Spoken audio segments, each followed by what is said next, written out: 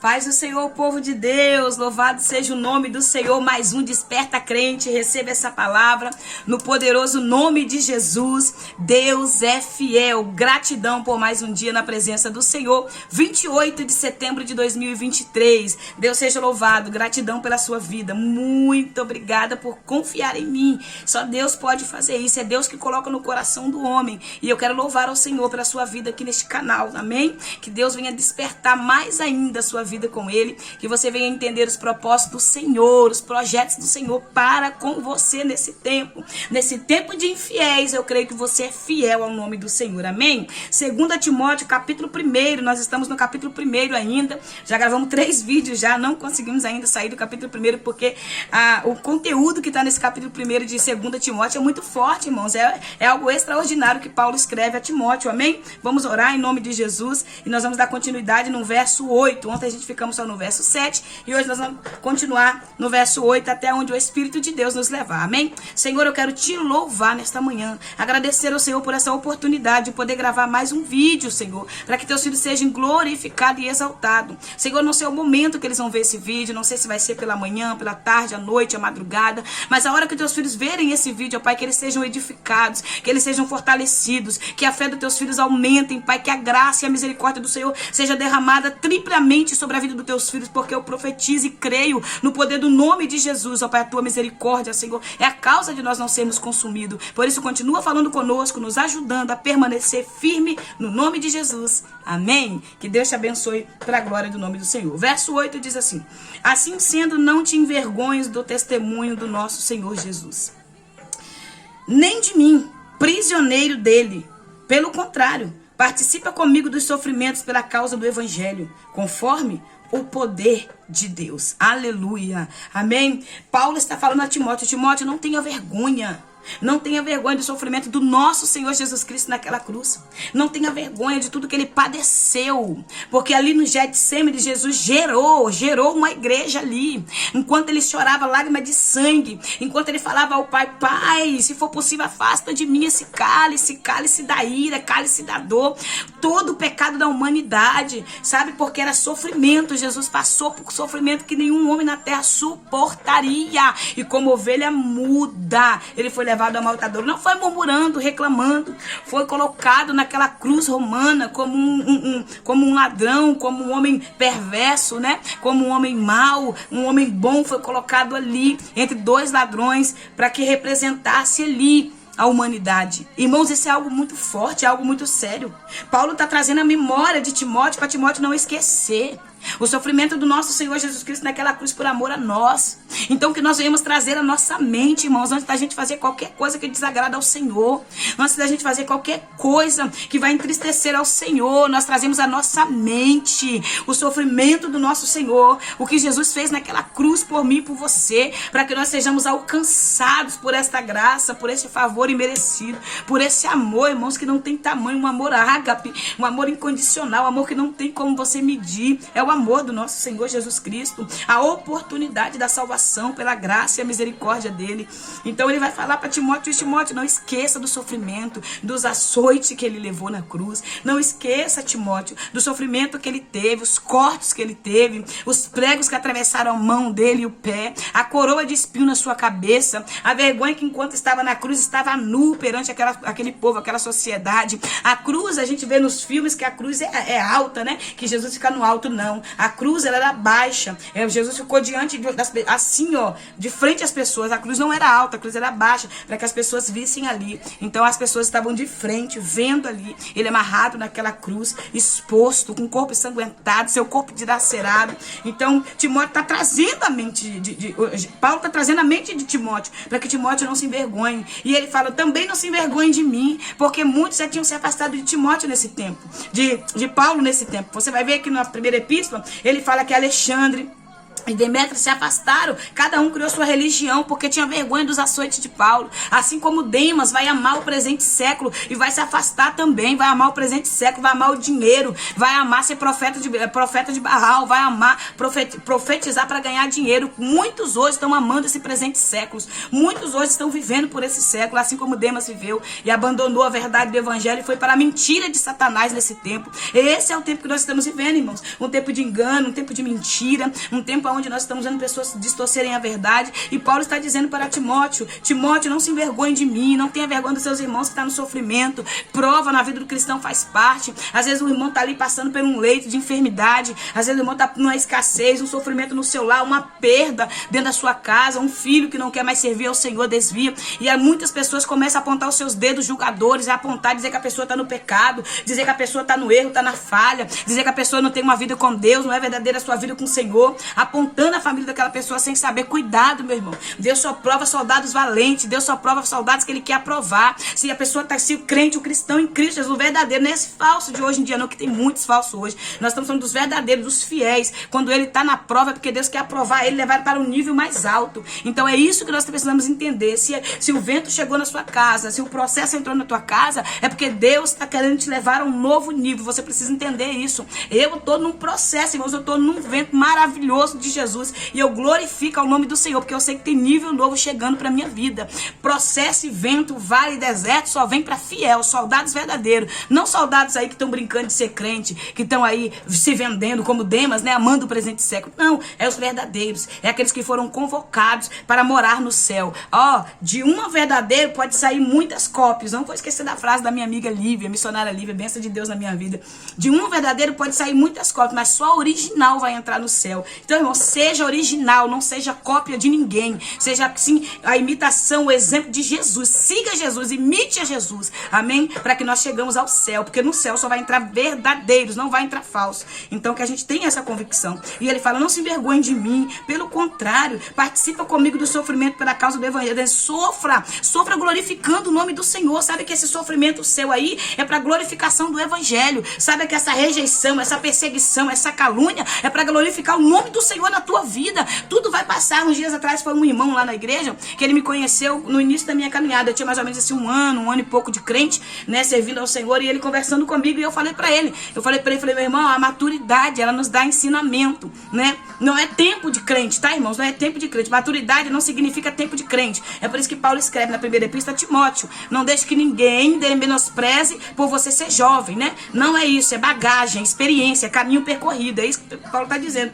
Então não é tempo de casa, é experiência, é maturidade, é caminho percorrido. É um crente verdadeiro, um crente assíduo no Senhor Jesus Cristo que entende. Então eu falei isso pro irmão, falei: irmão, maturidade faz a gente entender os processos. Quando eu vivia aqueles processos todos que eu vivia, como eu vivo até hoje, processo para crescer mais, então eu não tinha muito entendimento. Hoje eu vejo, eu glorifico ao Senhor por tudo que eu vivi, por todas as perseguições, calúnias, deformações, injúrias, tudo que eu vivi, tudo que as pessoas me fizeram. Eu oro por essas pessoas todos os dias, porque eles foram instrumentos de Deus, eles foram armas, eles foram objetos do Senhor para me fazer catapultar para o que eu vivo hoje. Então preste bem atenção: às pessoas que se levantam contra o evangelho de Jesus Cristo que está na sua vida, elas são instrumentos do Senhor para que cresça. Pode observar, a igreja cresce quando ela está sendo perseguida. O momento que a igreja mais cresceu, que a igreja expandiu, foi no momento da perseguição. Quanto mais perseguidos eles eram, mais a igreja crescia. Quanto mais sangue era derramado, mais a igreja crescia. Então entenda isso: a perseguição faz você crescer. Ela não vai te diminuir, ela vai fazer você crescer. Você tem uma estrutura espiritual maior. Então Paulo está dizendo isso para Timóteo: Timóteo, permaneça, sofra, mas sofra pela causa do evangelho. Tenha um sofrimento que você sabe que você está sofrendo por amor a Jesus, por amor ao evangelho, por amor ao que você entendeu, ao que você recebeu do Senhor. Amém? Então, minha irmã, passa tudo que você passar, mas passe glorificando ao Senhor. Não negue o nome do Senhor no meio dessa adversidade, no meio dessa aflição, no meio dessa luta. Não, continue testemunhando Jesus na sua vida. Amém? Pois ele nos salvou e nos chamou com uma santa convocação. A convocação dos crentes, dos cristãos em Cristo Jesus são santa. A convocação do povo de Deus é santa. A igreja de Jesus Cristo é santa. Santificação faz parte da vida do cristão. É por isso que o livro de Levítico vai trazer a representação do sacrifício, né? Em santificação. Você vê que só quem entrava no Santo do Santo era o sumo sacerdote. Era o homem preparado que entrava no Santo do Santo para poder prestar ali ao Senhor, aquele que para poder ouvir do Senhor e trazer para o povo. Sacerdote que tinha autorização de entrar. Então o povo não tinha autorização de entrar né? O povo só ficava no pátio ali em volta, né? Esperando o sumo sacerdote voltar, né? Atrás do véu dos santos, para poder trazer ao povo a ordem, o que o Senhor falava. Se esse sacerdote entrasse em pecado, ele entrava com a corda amarrada na cintura, e se lá Deus rejeitasse, lá mesmo ele caía morto, puxava pela corda só o corpo. Você está entendendo o nível de santidade que a igreja de Jesus tem? Então é isso que o Senhor está dizendo, a minha igreja é santa. Nós fomos chamados numa santa convocação. Nós somos chamados para ser santo. Nós somos chamados para ser diferentes, luzeiros nessa terra, sal para dar gosto a esse mundo sem gosto, sem vida. Nós somos chamados como luz para fazer brilhar no meio dessas trevas, onde muitos vivem em treva. É isso que o Senhor nos chamou. Nós não fomos chamados para rebater fofoqueiro, para rebater caluniador. Nós não fomos chamados para debater boca com quem não gosta da gente ou deixa de gostar. Nós somos chamados para ser luz, independente. Nós temos que chegar aonde a treva estiver, ela tem que sair, porque a luz do Senhor chegou. Aonde você chegar, você é igreja, independente do lugar que você vai. Então é isso que o Senhor está nos trazendo nesta manhã, como reflexão para nossas vidas. Não esqueça quem você é. Você participa, você foi convocado a uma santa convocação. Não em virtude das nossas obras, não é pelas obras, não é porque eu sou missionário, não é porque eu faço a obra, não é porque eu prego, não é porque é das obras. É por isso que Paulo escreveu, para que ninguém vão se glorie. Tem muita gente se gloriando, tem muita gente que já recebeu seu galardão desse presente século, sabe? Porque vai lá, prega, porque a palavra foi uma palavra forte. Não é o pregador, irmão, é a palavra de Deus. É a palavra, é a unção que a palavra traz, a palavra de Deus. Quando o Senhor acha graça e revela, nunca esqueça do que eu vou te dizer. Quando um pregador prega muito e as almas vêm ao altar, não foi porque só o pregador pregou, não foi porque ele usou eloquência. Eloquência, político também tem. Você quer alguém que tem mais eloquência do que político? Político tem uma lábia, engana o povo de uma tal maneira que de em 4 anos ele consegue enganar de novo. Entendeu? A lábia que esses políticos têm. Então não é eloquência, o nome disso aí é eloquência. É uma pessoa preparada para aquilo ali. Entenda uma coisa, não é a minha eloquência que faz o povo aceitar, não é, é o Deus, é Jesus, é o Espírito de Deus que convence o homem do pecado, do juízo e da justiça. Então não é porque eu preguei muito, eu deixei de pregar muito, porque aqui é um vaso, é só o canal de Deus. É por isso que Paulo escreve que o Senhor deixou dentro de um vaso de barro, a palavra. Amém? Por isso que ele fala que o Senhor deixou tesouro, um tesouro dentro do vaso de barro. O vaso aqui é de barro, mas o tesouro é a palavra, é o Espírito de Deus. É Ele que convence, é Ele que faz. Então não é pela minha obra, não é porque eu sei, não é porque eu sou boa, não é porque eu aprendi, mas não. É pelo Espírito, tudo por graça, favor e merecido. Aí Paulo continua no verso 9 dizendo, né, que a convocação é santa, não é virtude das obras, então para que ninguém se vanglorie, mas em função da sua própria determinação e graça. Em função de quem? Da determinação do nosso Deus e a graça dele. Achou graça em mim, pegou lá aquela cachaceira, aquela que ninguém dava nada, aquela que os parentes não acreditavam, aquela que ninguém queria contato, aquela que todo mundo queria longe, olhou pra mim, viu graça em mim, foi na minha casa, pegou meu esposo, me pegou minha família, falou, eu quero essa aí, por determinação minha, eu quero ela, por determinação minha, eu quero ele. É isso que Deus fez, por determinação dele, ele quis você, ele me quis, ele nos salvou. Não fosse vós que escolhestes a mim, mas foi ele que escolheu a vós. João capítulo 15, João 17, verso 15, se eu não me engano, ou se não tiver o contrário, 15, verso 17, amém? Ou 16, porque agora fugiu a mente, mas tá lá, no Evangelho de Jesus Cristo, segundo escreveu João, não fosse vós que escolheste a mim, mas foi ele que nos escolheu. Então não é por graça, irmão, não é porque eu sou boa, é pela graça de Deus, não é pela minha graça, não é porque eu sei fazer, não é porque onde eu chego, não, tem gente que fala que se não for eu que dirigi o culto não vai ser bom, se eu não pregar, o culto também não vai ser. Quem vai pregar não gosta daquela irmã pregando, não, meu querido, não é o que você gosta, deixa de gostar, não é quem é pelo quem faz. Jesus, é ele que faz, é ele que manda, é ele que dá unção, é ele que dá graça. Então nós não somos nada, só somos barros na mão do Senhor. Então para a glória do nome do Senhor que nós exercemos essa função, que nós somos convocados em santidade para fazer com vigilância, com graça. Foi ortogada a mim e a você algo muito forte. Então por determinação da graça de Deus, esta graça nos foi ortogada em Cristo desde os tempos vindouros, desde a eternidade. O Senhor já tinha preparado tudo. Essa graça já estava preparada desde o Gênesis. Desde quando o homem cai ali, o Senhor já tinha preparado tudo. Deus é onisciente, ciente de tudo. Ele é presente em tudo, ele é ciente em tudo, ele é todo poderoso, ele é onisciente, ciente em tudo. Ele é onipresente, ele está presente, ele não é limitado, ele é ilimitado. Ele está em todo o tempo, estação não para ele, tempo não para ele. Então ele é Deus de hoje, de onde, de amanhã, será eternamente o nosso Deus. Ele é Deus todo-poderoso, onipotente, todo poder, toda plenitude, toda autoridade. Ele é o Criador, Ele é Deus, irmãos. Ele é o nosso Deus todo-poderoso. Então, não fique preocupado. Esses tempos que nós estamos vivendo é o tempo, sim, que Deus está concluindo a sua vontade, mas fique firme porque Ele está guardando e protegendo a igreja dele. Amém? Que Deus tenha misericórdia de nós nesse tempo e nos ajude a chegar até o fim. Amém? E que nesses dias se manifestou pelo aparecimento do nosso Senhor e Salvador Jesus Cristo e que aniquilou a morte, trouxe luz à vida e a imortalidade por intermédio do Evangelho. Vida eterna, aliança eterna é só através de Cristo Jesus, do Evangelho.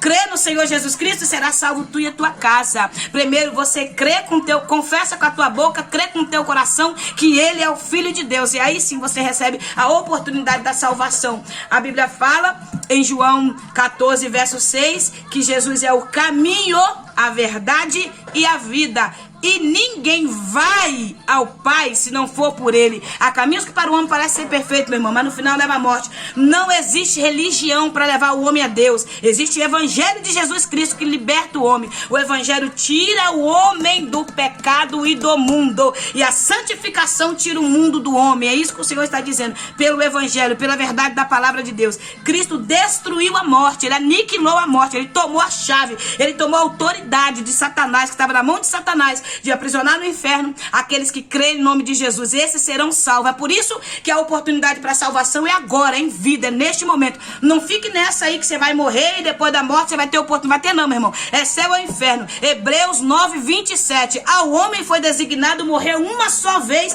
e levantar para o juízo. Se morreu em Cristo, vai estar na glória. Se morreu sem Cristo, vai para o inferno. O inferno é mais real do que esse ar que você respira. O inferno é mais real do que esse chão que você pisa. Por mais que muitos tentem dizer que é mentira, tenta confundir a mente do povo. Minha irmã falou comigo esses dias que ela queria ver um filme. Tem um filme aí que eu esqueci o nome que ela falou, que distorce a morte, tá? Distorce a morte. Um filme que distorce a morte, que mente para as pessoas dizendo que depois da morte é a oportunidade de ir para o paraíso. Mentira! Mentira de Satanás. Se não que aceitar Jesus, se rejeitar Jesus hoje em vida, se morrer sem Jesus, você vai receber o que você pediu aqui na terra. Distância de Deus, o julgamento do Senhor. Apocalipse capítulo 20, verso 11. O trono branco vai julgar todos aqueles que rejeitaram a Deus e vai dar a eles uma eternidade longe do Senhor, porque quem não quer Deus, quem não quer Jesus, quer uma eternidade longe dele. Então eu sinto dizer, essa é uma realidade que muitos querem abafar, que muitos querem enganar. Já falei sobre isso em outros vídeos, mas não adianta tentar achar que tem outros caminhos. Não, o caminho que leva a Deus, que leva ao paraíso, que leva ao céu, que leva à eternidade é Jesus e o Evangelho dele. Viver dentro desse Evangelho, porque não adianta dizer que segue a Jesus, que serve a Jesus, mas não segue a sua palavra. É muita gente falando de Jesus, mas não obedece Jesus. É muita gente falando que é cristão, porque agora é moda. Todo mundo é cristão. Nós estamos num tempo igual Domiciliano. Domiciliano, quando ele não conseguiu parar a igreja, ele denominou todo mundo um cristão. Então, prostituta era cristão, ladrão era cristão, todos os tipos de pessoas eram cristão, que não queria nada com Deus, pessoas que não tinham amor ao próximo, todo mundo era cristão. Então, ia lá, roubava e falava, eu sou um cristão, não posso ser preso. Ia lá, estrupava, eu sou um cristão, não posso pagar pelo que eu fiz. Esse é o tempo que nós estamos vivendo. Todo mundo está se denominando cristão, mas não segue a sua palavra, não vive o que a palavra diz, não pratica o amor, não vive a verdade. Nunca vivemos um tempo tão triste como esse, de disputa, calúnia, falsidade, deformação. E muitos dizem ainda ser cristão. São pessoas que vieram para envergonhar, porque essas pessoas se denominam cristão. Pessoas que não têm propósito do amanhã, não têm compromisso com a alma, não têm compromisso com a sua própria salvação com os outros. Então que você olhe para Jesus, vise o céu e não pare por nada. Amém? Que Deus te abençoe, que a paz do Senhor alcance a tua casa, a tua família, que a paz do Eterno entre na sua casa e transforme todo o teu lar, e que você viva essa palavra verdadeira, porque o Senhor já tomou a chave da morte e nós somos mais que vencedores em Cristo Jesus. Então a morte não tem poder sobre a vida do cristão. Não tenha medo, irmão, de morrer. Quando eu tive câncer, eu sempre orava ao Senhor para mim não negar Ele naquele processo do câncer, porque eu não queria perder minha salvação. Então não tenha medo da enfermidade, não tenha medo da doença, não tenha medo de Covid, não tenha medo de sofrer, não tenha medo da perda, não tenha medo da escassez, não tenha medo da morte. Por quê? Porque a morte para o cristão é passar para a vida. Crente em Cristo Jesus, cristão, pequeno Cristo, não pode ter medo da morte, porque a morte você passa para a vida. Amém? Quem morre em Cristo, meu irmão, tem uma eternidade com a eternidade eternidade com o nosso Deus, na eternidade de paz. Quem morre sem ele é perigoso. Agora, se a sua vida estiver desconcertada, conserta. Aí sim você tem que ter medo de morrer do jeito que tá. Amém? Deus te abençoe, que a paz do Eterno te alcance no nome de Jesus. Desperta, crente, receba essa palavra, dá o like, se inscreva no canal. Comenta aí, compartilha para a glória do nome do Senhor. Nós estamos juntos e amanhã nós voltamos aqui para a glória do nome de Jesus.